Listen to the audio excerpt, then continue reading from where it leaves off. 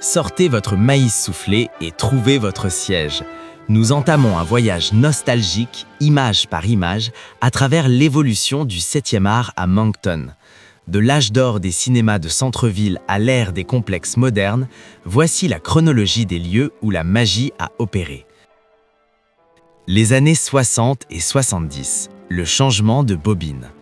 Les années 60 ont commencé par un adieu. Alors que l'Odeon Empress éteignait ses projecteurs pour la dernière fois le 26 janvier 1961. Look out! Here comes the biggest Bond of all!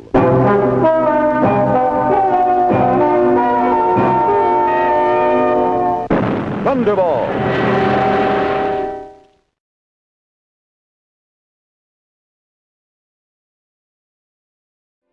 Cependant, la scène a repris vie en 1969 lorsque Famous Players a inauguré le Highfield Cinema le 18 mars. À l'aube des années 70, la tendance des cinémas twin, double, s'est imposée. 1974, le Riverview Twin Cinemas ouvre ses portes le 19 septembre. 1975, le Famous Players Paramount passe au niveau supérieur en rouvrant avec 2 écrans le 3 juillet. 1977, un changement d'identité corporative transforme Odeon Theatres en Canadian Odeon Theatres.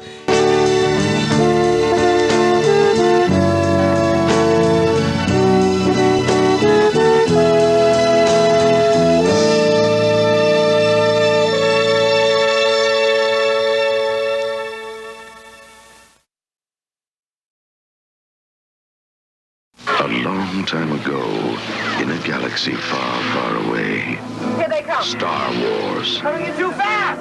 an adventure unlike anything on your planet.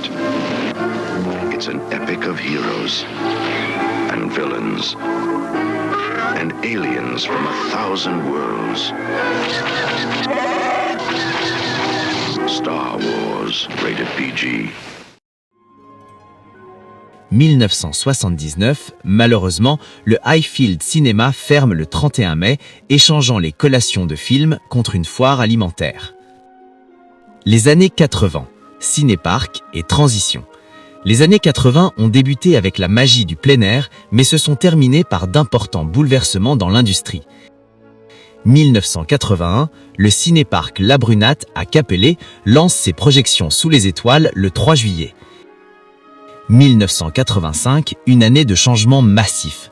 Empire Theatres prend les commandes du Capitol et du Riverview Twin.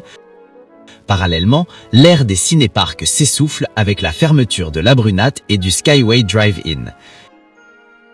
1989, le 15 décembre, Cinéplex Odéon apporte une étincelle à Dieppe avec l'ouverture des cinémas Crystal Palace, 4 écrans.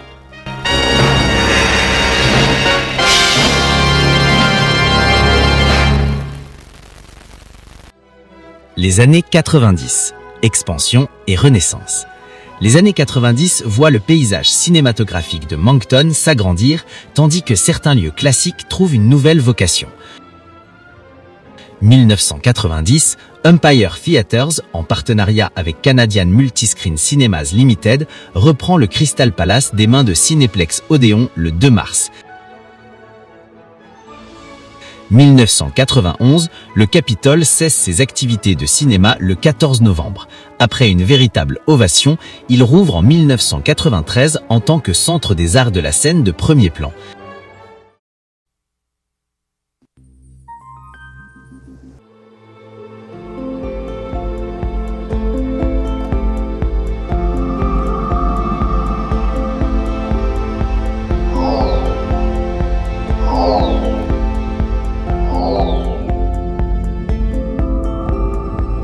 « 1996, une année bien remplie. Le Crystal Palace double sa capacité pour passer à 8 écrans, le Riverview Twin devient le Take-Two Cinemas, cinéma à prix réduit, et Famous Players lance son dernier bastion en Atlantique, le Famous Players 8, le 27 novembre.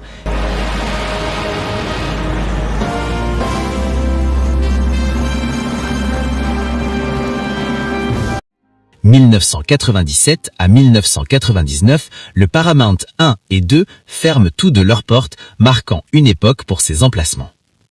De 2000 à aujourd'hui, l'ère moderne. Le nouveau millénaire a apporté son lot d'acquisitions et de modernisations. 2004, le 18 juin, Empire prend le contrôle du Famous Players 8, le rebaptisant Empire Trinity Drive-In.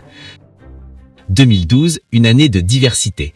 Le Crystal Palace 8 est complètement reconstruit pour devenir le rutilant Empire Theatres Dieppe avec une nouvelle entrée sur la promenade Bass Pro Shop.